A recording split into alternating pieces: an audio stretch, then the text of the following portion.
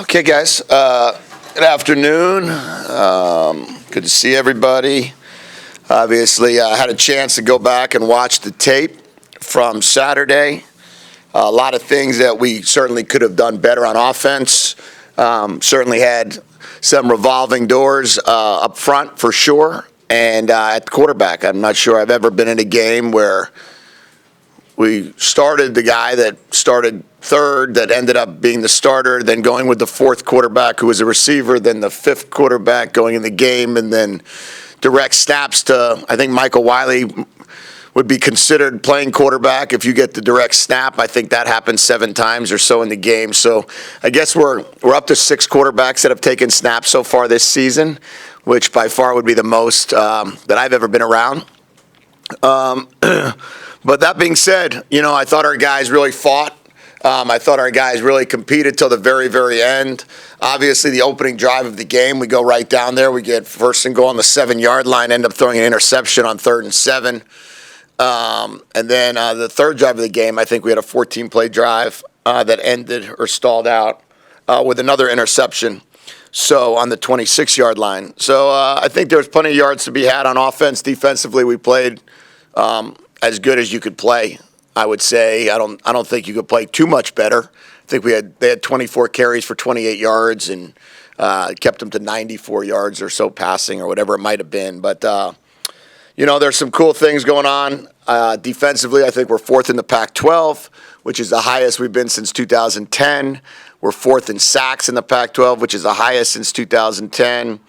We're number 1 in offense and plays run in the Pac-12, which keeps our defense off the field. We're number 6 in time of possession, which is the highest we've been since 2010. And Stanley Berryhill certainly is doing a great job, 2nd in the Pac-12 in catches and 5th in yards. So our punter's punting the ball extremely well, number 1 in yards there, and then Berryhill's returning 10 yards a return, which I think is 3rd. So overall, pretty good. Pretty good improvement, I would say, from, let's call it, early this season or a year ago, and away from where we want to be in the future. Question, Jason. How's Will Plummer feeling? I don't expect him to practice today, but he was out there yesterday at practice. We didn't throw any with him yesterday, but I would expect him to be able to start on Saturday. I know you kind of answered this, but his toughness, you just tell after the game he was exhausted. Yeah. He was a worn down guy after the game. His body took some hits. He was our leading rusher, ran for 73 yards. Definitely got dinged up a bunch and just had no interest in not playing. And that to me is the greatest attribute a quarterback can have. The one that says, whatever it takes for me to finish this game, I'm going to finish this game. And his toughness, his resiliency, really even going back early. He was very disappointed after the NAU game. I think he made the comment that was one of the worst nights of his life in an interview with you guys. And then he comes back and Cal game, we go up 13-0, then we don't win that game. And then USC, he's more resilient and plays his best game. And then this week, he's just tough as nails and just keeps getting better. And I think, we just keep reminding ourselves that he's got 3 more years of football left after these 3 games. So hopefully there's a lot there left in the tank. David, Jedd, of all the gunners you've coached in college and NFL, where would you rank Stanley, and who is the best gunner on the NFL level that you've ever seen? Matt Slater is by far the best special teams player, gunner, cover guy you could possibly be around. And he came and spoke to our team. We had Matt speak to our team in the spring and talk to our team about the importance of special teams, how you can impact a program with special teams. By far, I think he's a 9-time Pro Bowler as a special team selection. He's a captain 10 times over of the Patriots.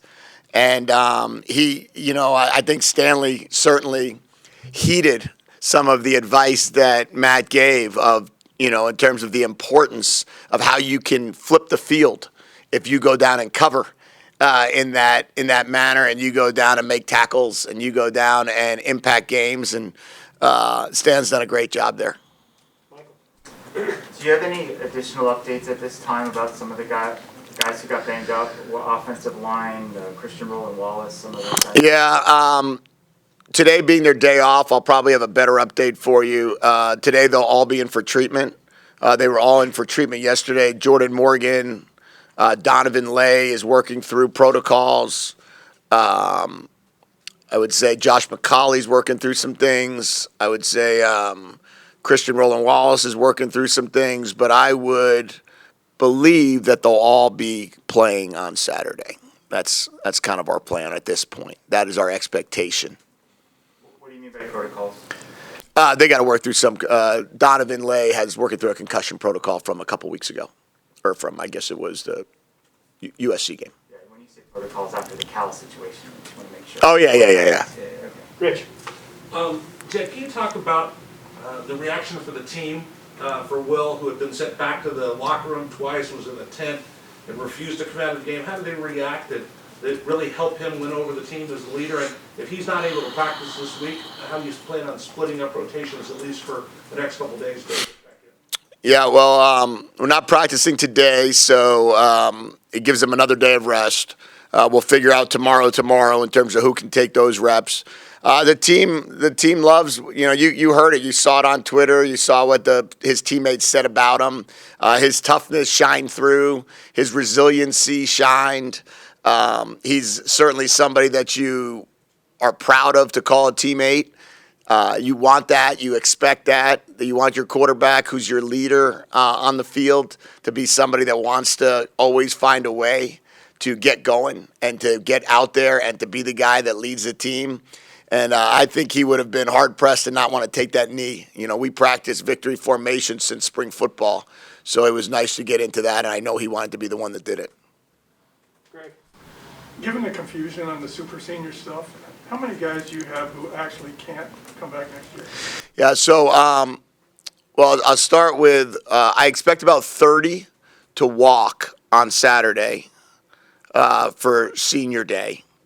There's close to, I think it's 23 or 24 that are completely out of eligibility.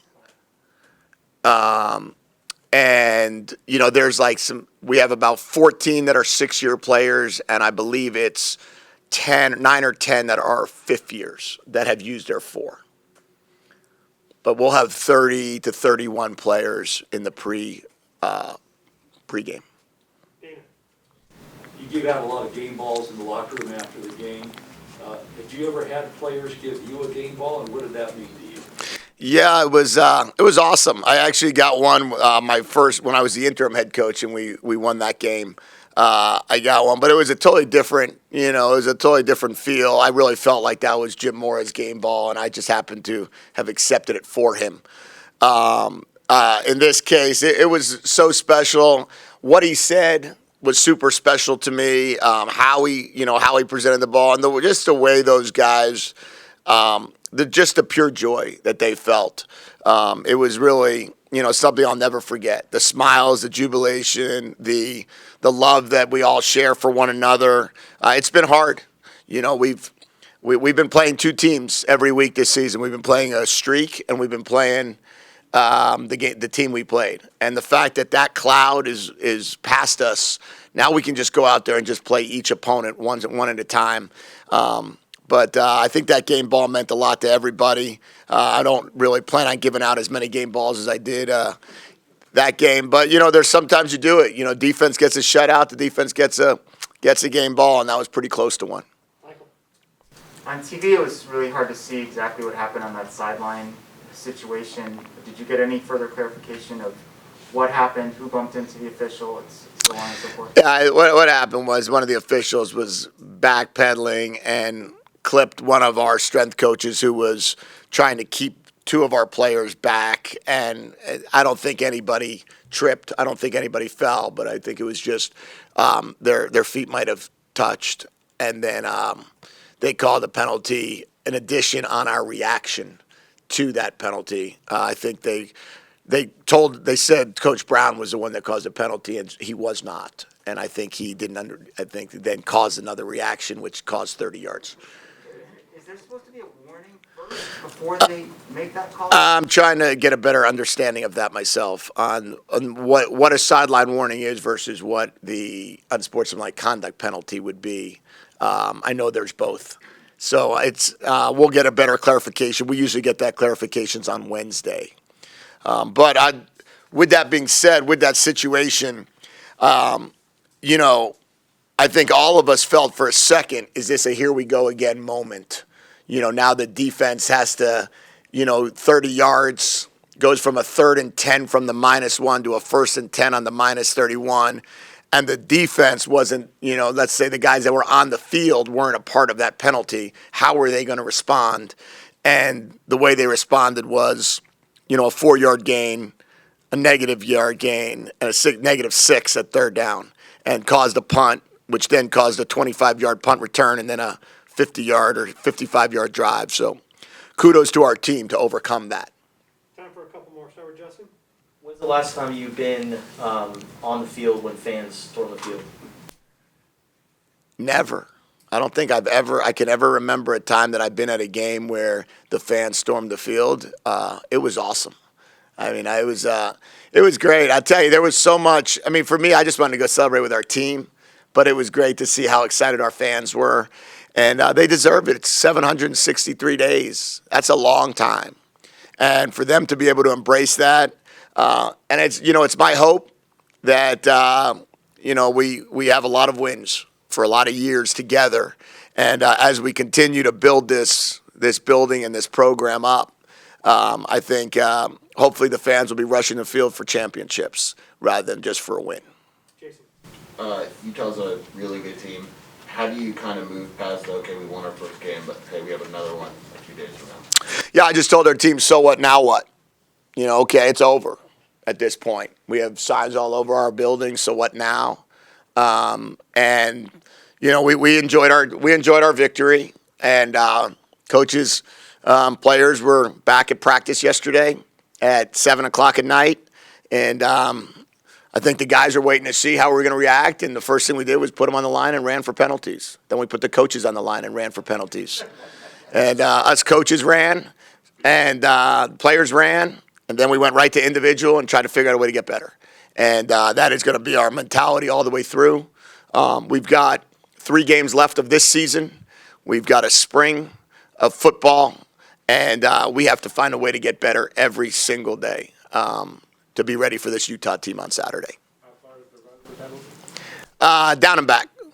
So 120 yards, 160 yards across the field, 53-53. We'll finish with Greg and Michael. You told your team after the game, this is the beginning. What would you call the first 10 months? I would say that this, the beginning of winning, I think the first 10 months was laying the foundation.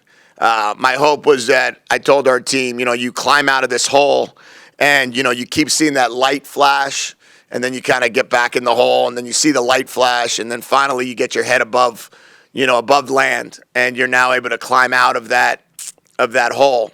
And now the question is, how high of a building can you build from here? And that's kind of where we're at this point. All right, Michael, finish it up. What does it say about Michael Wiley that he was able to step up in that moment when he was banged up earlier in the season, kind of fell down the depth chart a little bit as well? Yeah, I think that our whole team truly believes in, we talk about a meritocracy. We talk about the best player each week is going to play. The guy that played the best the week before is going to be the guy that starts.